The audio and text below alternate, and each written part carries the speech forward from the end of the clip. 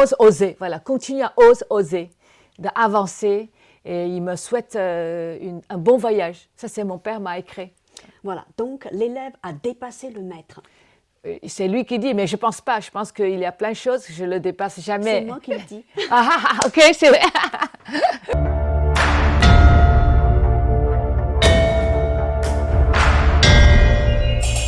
Bonjour et bienvenue sur Mandarin TV. Mon invité aujourd'hui s'appelle Jiang Qing'er, célèbre artiste franco-chinoise. Le 19 juin, lors d'une visite privée de la plus grande collection d'art des Nations Unies, nous avons pu visiter l'exposition de 12 créatures mythiques de cet artiste au siège de l'UNESCO. C'est donc un très grand honneur pour elle, pour la Chine et pour la coopération franco-chinoise. Madame Jiang Qing'er, bonjour. Bonjour. Merci d'être venue jusqu'à nous. Alors pour commencer, est-ce que vous pouvez nous présenter les 12 créatures mythiques que vous avez exposées le 19 juin au siège de l'UNESCO? Oui. Et tout d'abord, merci de m'avoir être ici avec vous. Mais c'est un grand honneur pour nous de vous recevoir ici. Merci. Et en fait, le 19 juin, mes œuvres qui s'appellent 12 appels, 12 呼唤, 12 appels, voilà, 12 courses, entrent dans la collection permanente de l'UNESCO. Et dans cette œuvre, il est composé de 12 créatures mythiques. Voilà, donc ça s'appelle 12 appels. Voilà. Ouais. Composé de 12 créatures mythiques. Parce que chaque créature mythique appelle un message. Et chaque créature mythique représente un message, une valeur collective de l'humanité aujourd'hui. Il y en a un qui appelle la paix, qu'on sait tous que c'est très important aujourd'hui. Voilà, surtout aujourd'hui. Il y a une créature mythique qui appelle la bravoure. Et il y a une créature mythique qui appelle égalité, la liberté, la nature, le respect à la nature, vu tout ce que se passe aujourd'hui dans la nature. Il y a une créature mythique qui appelle le temps. Parce qu'aujourd'hui, notre temps est coupé par les millions de morceaux, des petits moments, avec les réseaux sociaux et tout. Mais c'est le moment aussi de réunir le temps, de regarder le temps, vivre le temps autrement. Donc, il y a une créature mythique qui appelle le temps. Il y a 12 qui appellent la sagesse, qui appellent la bienveillance. Il y a une créature mythique qui appelle fraternité. Voilà. Il y en a 12. Exploration et inclusion. Inclusion, c'est une créature mythique qui a une grande zaï comme ça, qui appelle la inclusion des différentes cultures ensemble. Au lieu de chercher les différences, on cherche les points communs. Donc voilà, il y en a 12. Et chacun nous murmure, chacun nous appelle un message. Et je pense que l'UNESCO a décidé de collectionner les 12 créatures mythiques, les 12 appels, c'est parce que les valeurs de l'UNESCO et les valeurs de cette œuvre est très alignées. Voilà. Et juste rajouter comment j'ai créé ces créatures mythiques. Voilà, c'est la question que j'allais vous poser. Voilà. Et vous avez mis combien de temps pour concevoir ces œuvres et puis pour les réaliser? Voilà. Ces créatures mythiques, en fait, je ne suis pas Dieu. Donc je ne peux pas dire, voilà, je dessine. Je dis, je vous nomme la créature mythique de la liberté. Je ne peux pas. Et du coup, je voyage dans le passé parce que dans le collectif des anciennes civilisations humaines, je retournais dans l'ancienne civilisation de Maya, ancienne Égypte, ancienne Chine, ancienne Inde, etc., etc. Et dans notre l'histoire, il y avait créatures mythiques qui existaient dans les différents anciennes civilisations qui protégeaient l'époque.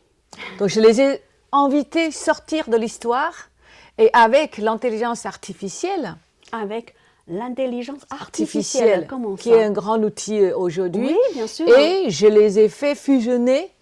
C'est comment? Et je les ai fait fusionner, rencontrer et créer des métis, entre guillemets, des nouveaux bébés créatures mythiques. Qui n'ont jamais existé dans l'histoire, mais leurs ancêtres sont tous déjà les gardiens du temps de l'époque. Il y a 5000 ans, 3000 ans, 2000 ans, 1000 ans. Voilà.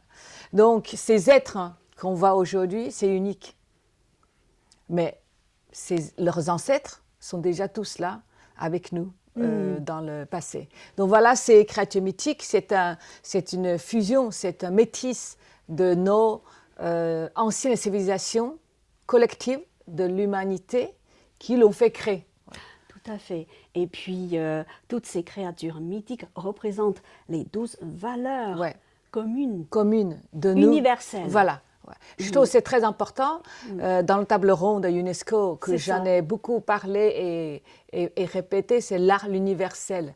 Aujourd'hui, dans ce monde, en 2025, là, c'est particulièrement important.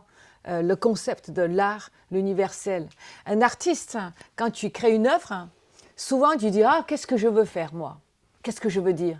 Mais aujourd'hui, je pense que quand je crée une grande œuvre publique comme ça, je demande qu'est-ce que aujourd'hui l'humanité, aujourd'hui, qu'est-ce que cette société a besoin d'entendre, a être besoin éveillée, a besoin d'être appelée. Voilà, et c'est comme ça, ça devient l'inspiration. Au lieu de faire l'art individuel, je pense qu'aujourd'hui, on a besoin fortement d'une présence, un effort sur l'art universel. Parce que l'art est très puissant. L'art, on peut entrer sans parler la langue de ce pays, sans avoir les mêmes, sans limite de l'âge, sans limite de langue, des mots. Il est au-delà de tout. Et l'art, il joue un rôle, presque un puits de lumière dans la société aujourd'hui. Bien sûr, l'art ne peut pas résoudre tous les conflits, mais l'art, au moins, il peut ouvrir une fenêtre, une porte, pour qu'on commence, voilà, un dialogue. On se parle, un dialogue. Et le dialogue, c'est le premier pas vers la paix. Un jour.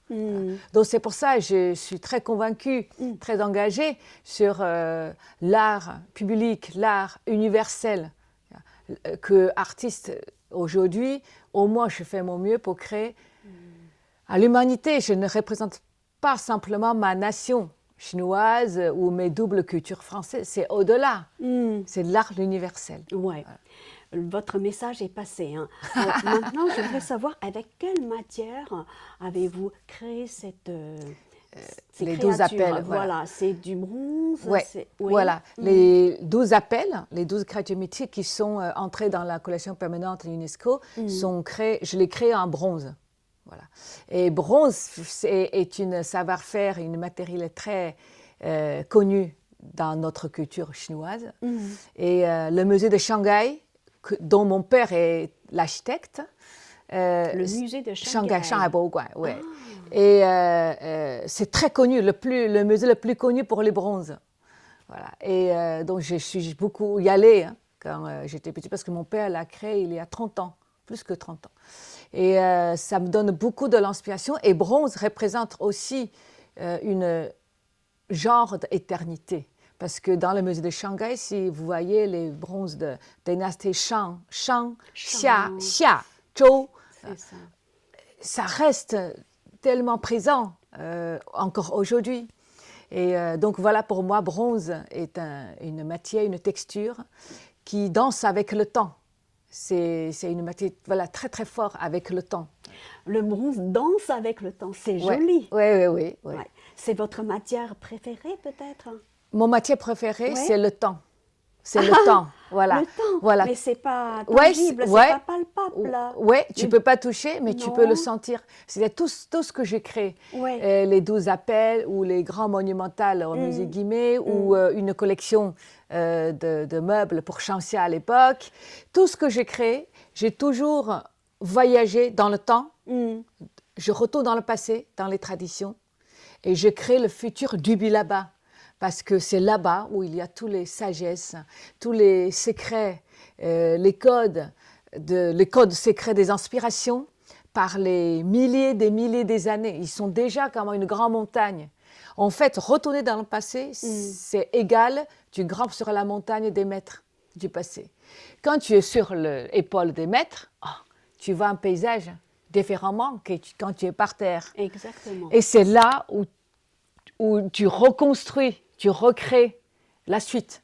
Voilà. Et je pense que voilà, c'est pour ça le temps est une matière première préférée dans toutes mes créations. Vous avez mis combien de temps pour réaliser ces 12 créatures mythiques alors? En fait, les 12 appels, ces 12 créatures mythiques, fait partie d'un grand projet en musée Guimet pour 2024.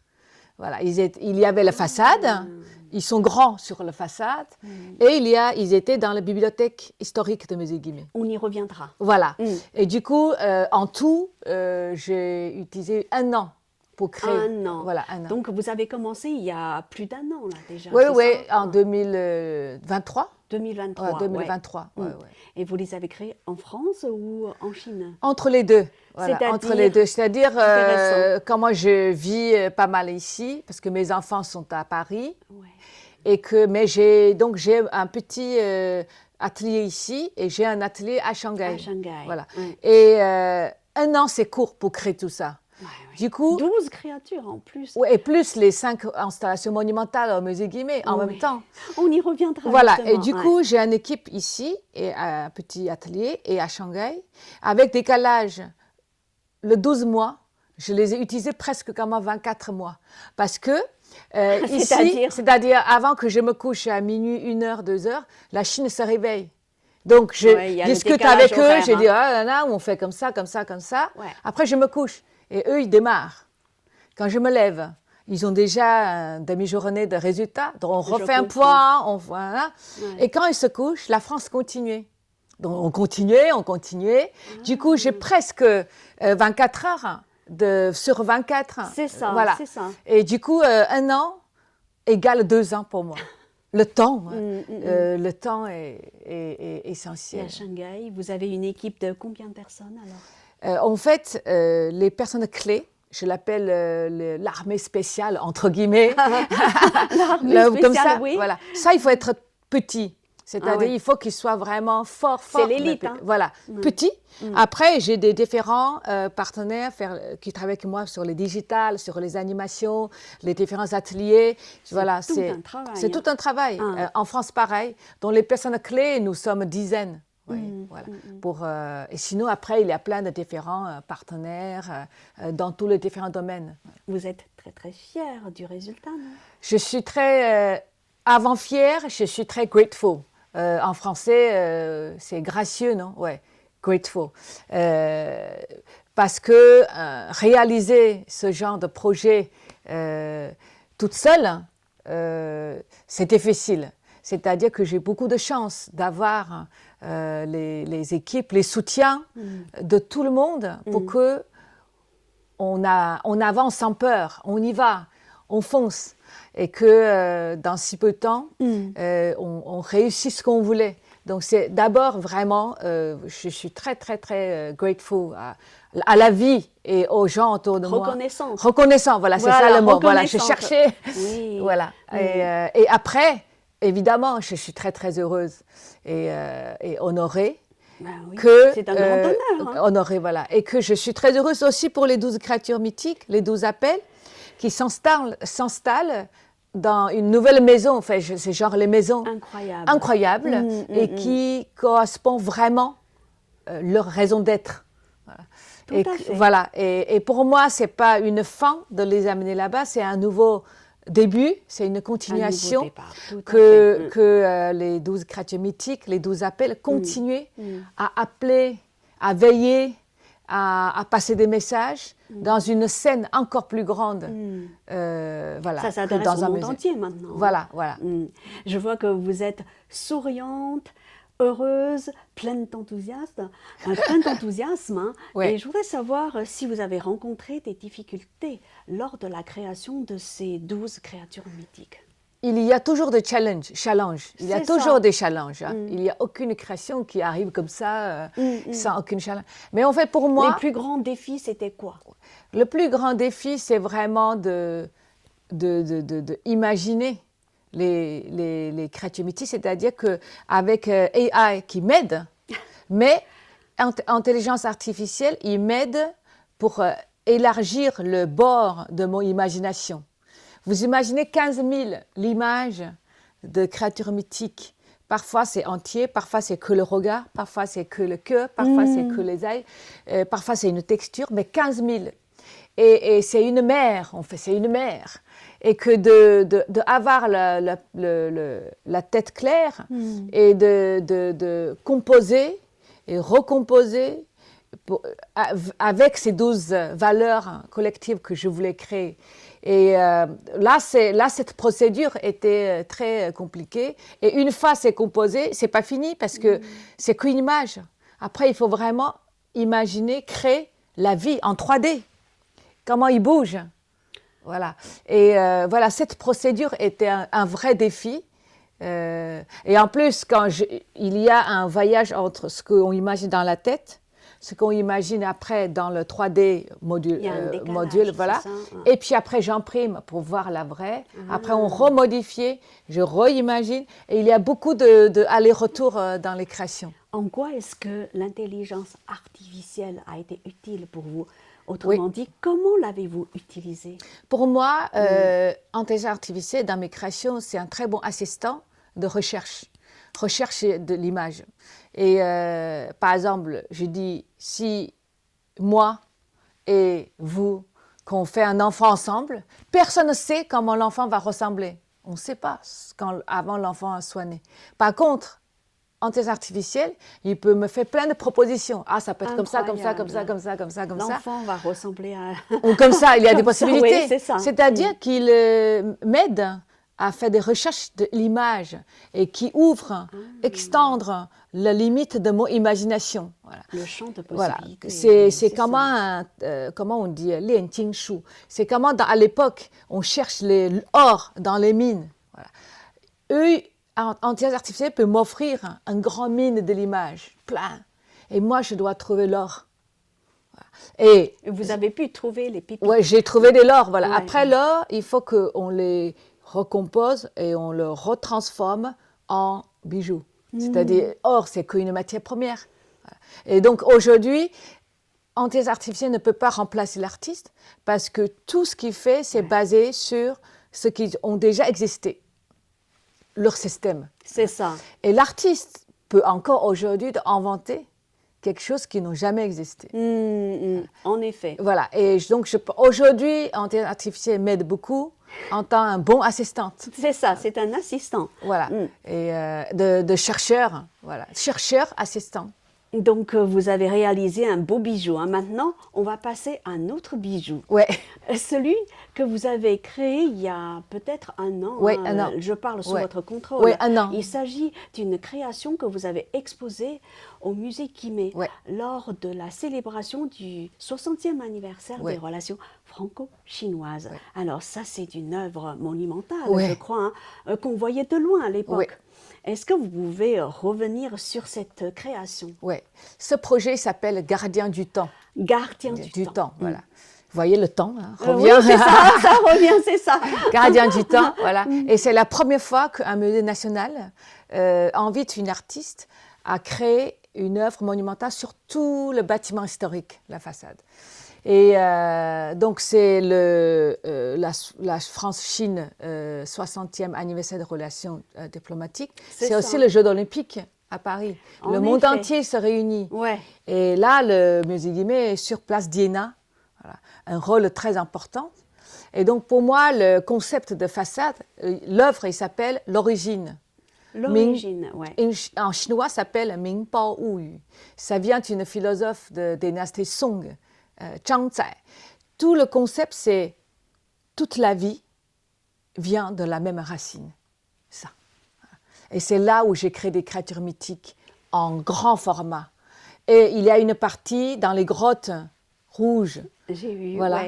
Et il y a une partie, il y a 6 grottes virtuelles en haut de musée Guimet. Et là, dans les grottes virtuelles, les créatures mythiques bougent, dansent, nous murmurent, nous appellent en permanente. Mais quel était le message que vous vouliez livrer au monde entier?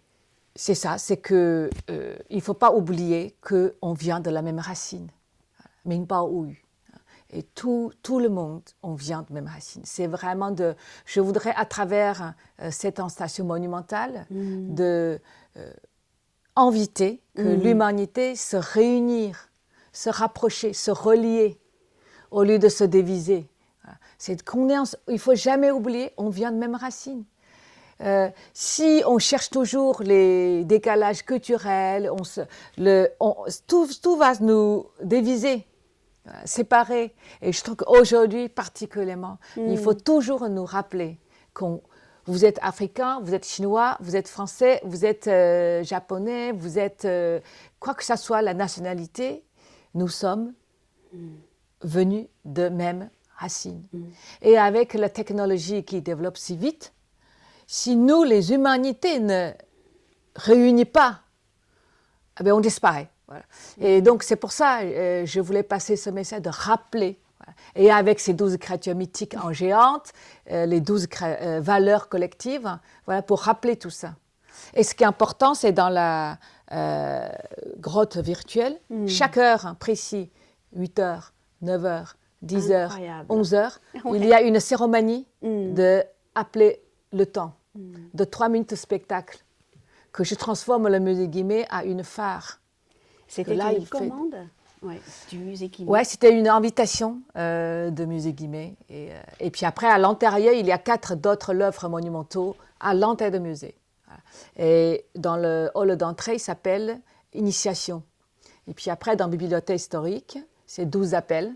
C'est celui qui est entré dans l'UNESCO après.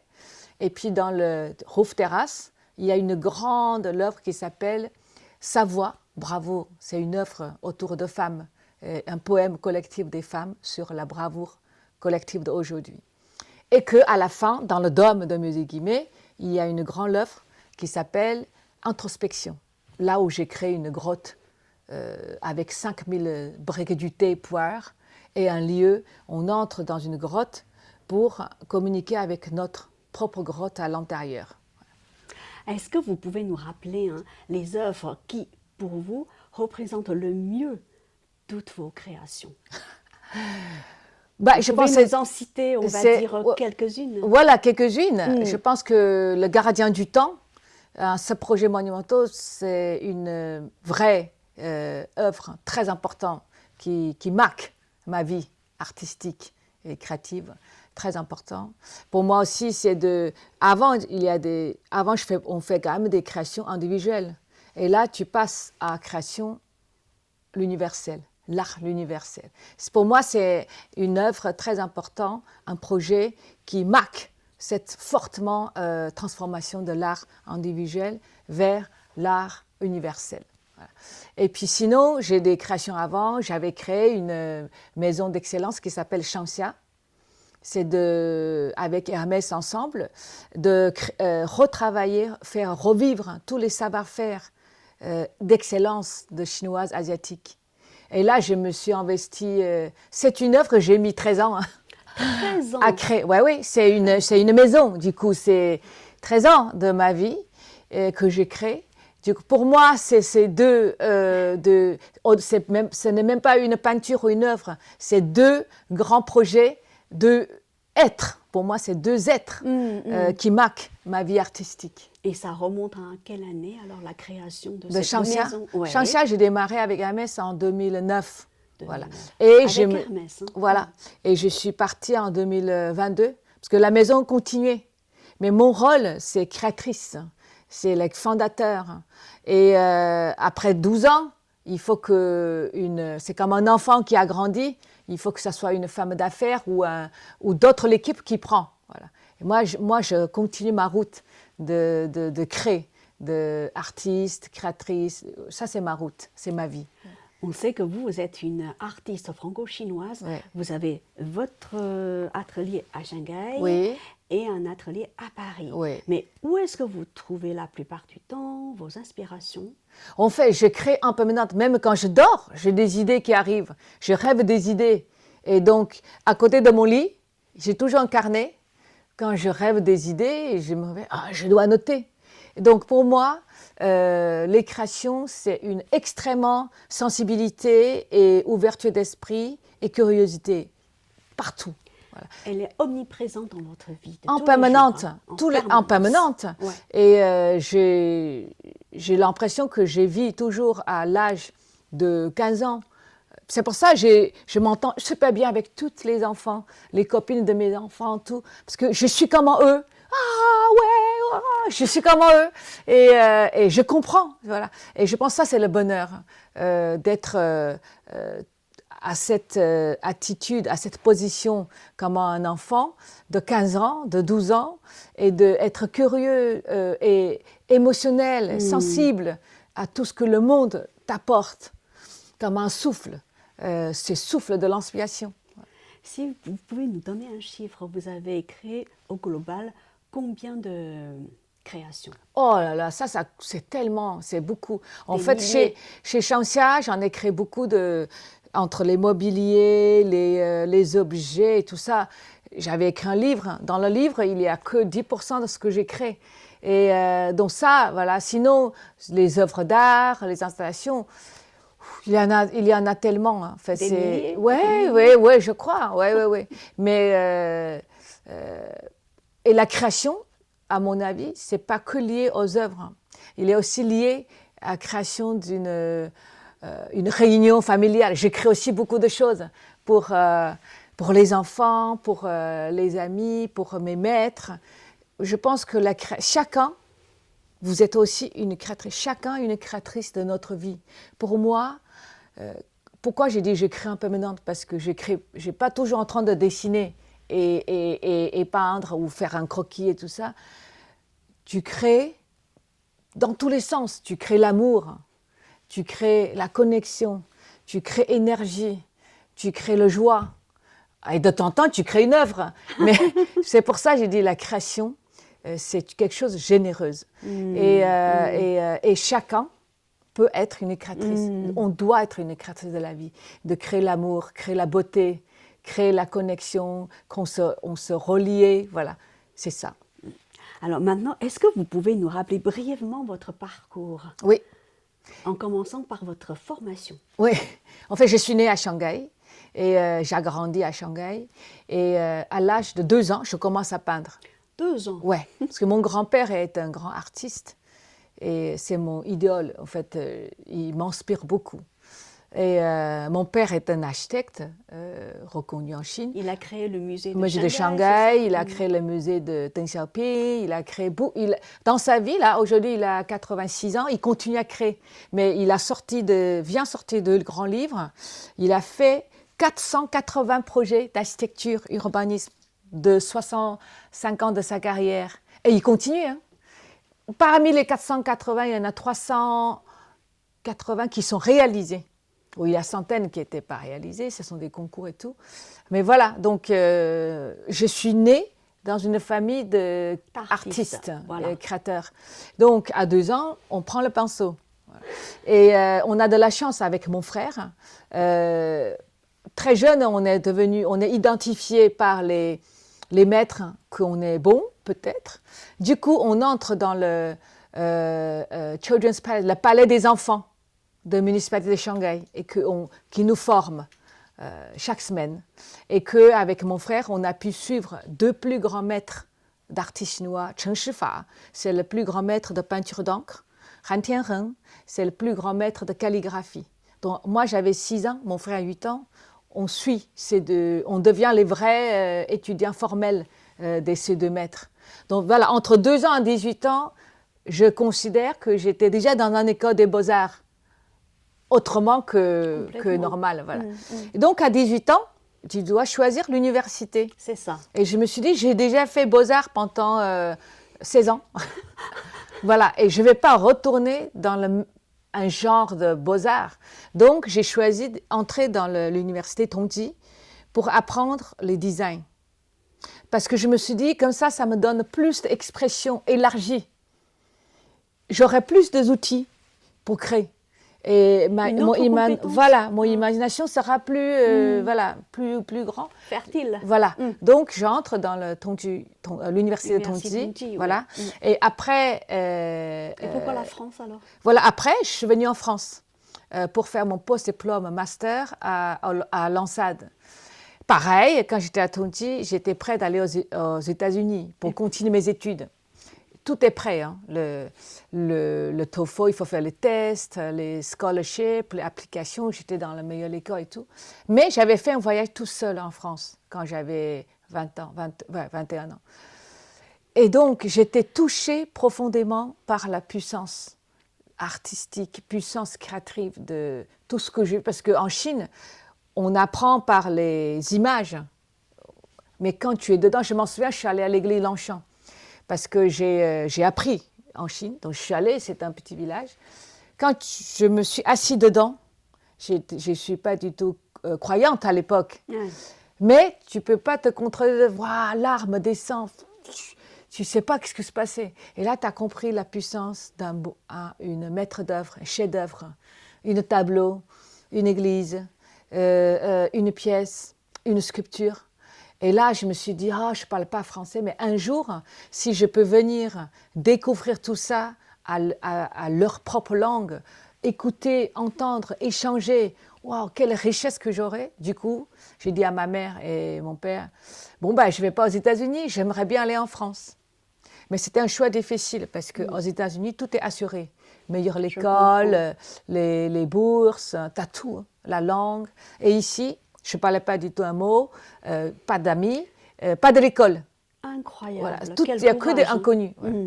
Donc, là, grâce à mes parents, ils m'ont dit qu'ils ne me comprennent pas. Mais ils me font confiance. La seule chose qu'ils me demandent, c'est réfléchir 2 fois. C'est-à-dire, une fois que tu as décidé d'aller en France, tu ne vas pas revenir 6 mois après en disant « Oh, finalement, je voulais quand même aller aux États-Unis ». Non, tu réfléchis, tu choisis et on y va. Donc, je réfléchis 2 semaines vraiment et j'ai dit à mes parents « Je vais en France ». Là, ils m'ont soutenu de venir en France. Donc, je démarre à zéro. J'apprends la langue et après, je applique l'école, etc. Voilà. Donc, voilà, jusqu'au maintenant. Quand est-ce que la France vous a découverte? Quand est-ce que le musée Guimet, Hermès et plus tard l'UNESCO vous ont découvert?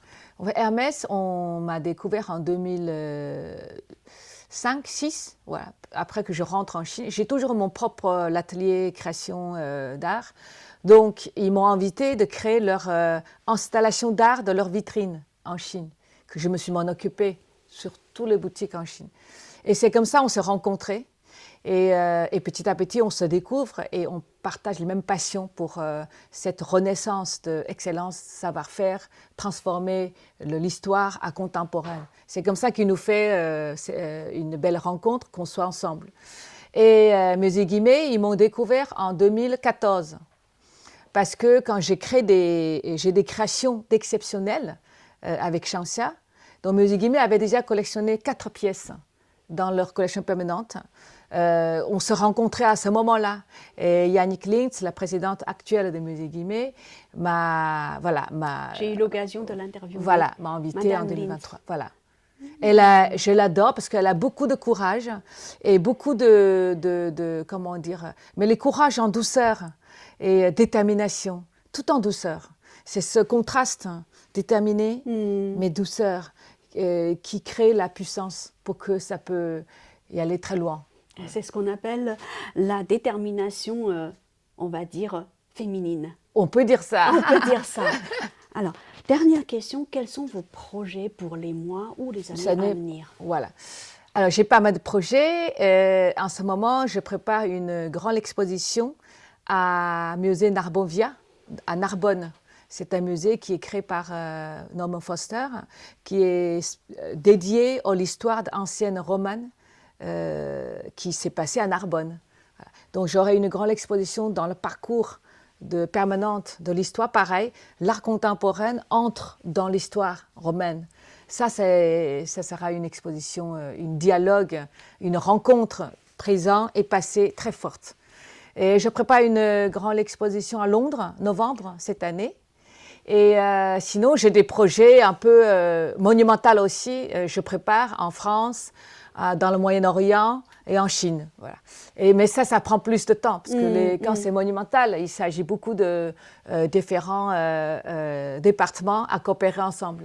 Eh bien, j'aimerais bien savoir quelle a été la réaction de votre père quand il a appris que aujourd'hui vos œuvres sont exposées à l'UNESCO après avoir été exposées au musée Guimet. Mon père m'avait envoyé un WeChat après. Donc je m'en souviens, le soir, il m'avait dit qu'il est très heureux est très fier pour sa fille et qu'il m'a cité la phrase chinoise « Changjiang hou lang tui qian lang ». La vague derrière va pousser, dépasser la vague devant, qu'il est très content qu'avant, on me présente la fille de M. Xin Tonghe. Aujourd'hui, il est le père de Jiang Chong'er. Et il me dit que tu es toujours avec beaucoup de courage et tu oses à faire des choses que peut-être on n'ose pas penser et faire. Il me dit continuez, voilà, continuez, osez. Ose oser, voilà, continue à oser, d'avancer. Et il me souhaite un bon voyage. Ça, c'est mon père m'a écrit. Voilà, donc l'élève a dépassé le maître. C'est lui qui dit, mais je pense pas. Je pense qu'il y a plein de choses que je ne le dépasse jamais. C'est moi qui le dis. Ok, c'est vrai.